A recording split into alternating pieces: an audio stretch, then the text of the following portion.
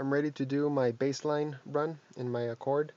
I've got my sound level meter here hooked up and connected the output to my laptop's sound card so I can use Audacity to record the signal.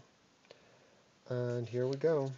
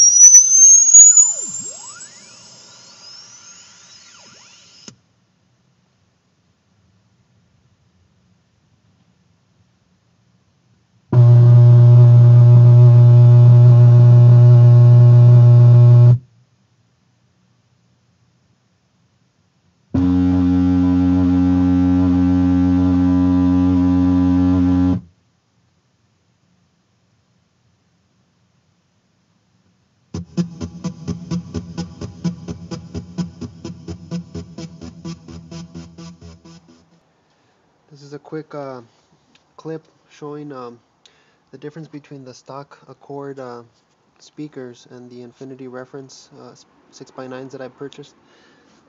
It's amazing the difference in the magnet structure. There's a big difference, obviously. Shouldn't be resting it on the tweeter like that. And again, like I mentioned earlier,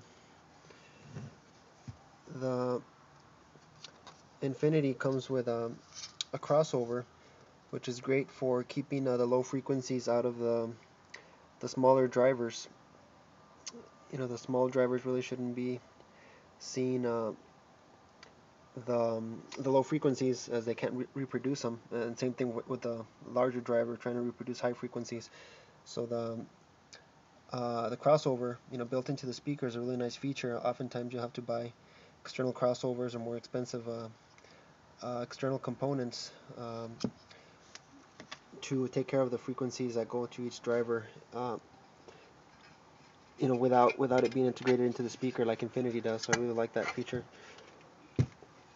And again, the construction of them, this is a paper cone and a very thin and flimsy looking foam surround, compared to a rubber surround and some kind of composite material for the cone itself. And these are just some of the trim rings it comes with, and the cover. I'm not going to use most of them probably. It allows flexibility for different types of installations. A piece of foam that should go underneath the speaker here, I believe, to make sure it seals the air out. And various hardware, which I think I'm going to use the stock hardware as well.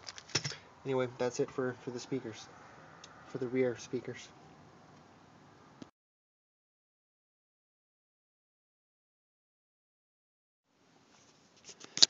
Well, I got the speakers in finally in the back.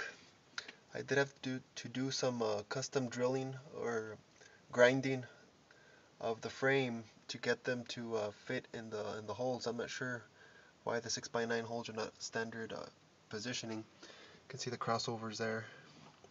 So this crossover ended up being hanging lower than this one, but I had to put them in this orientation so that the tweeters would be pointed in the same direction.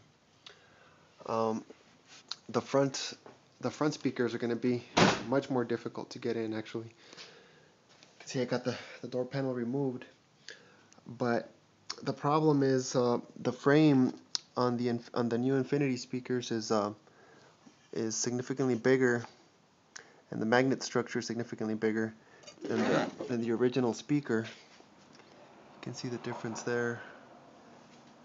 And the speaker has to sit in this basket.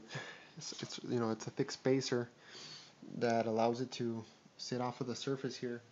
And again, this hole here is not big enough for the frame of the new speaker, so I can't mount it directly into the door without this spacer.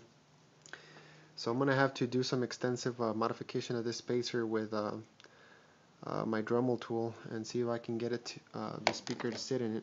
the new speaker to sit in it, and then mount it to the door that way. Instead of modifying the basket, well, I did end up cutting it up, but it's not anywhere near the right size for the new speaker. I won't be able to drill holes in the flange here to mount the new speaker.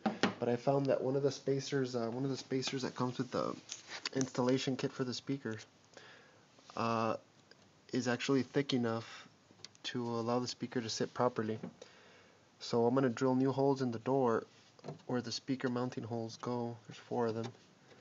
And mount the speaker and the spacer together and put some foam at all the interfaces to reduce air leakage. That'll work a lot better than the original basket.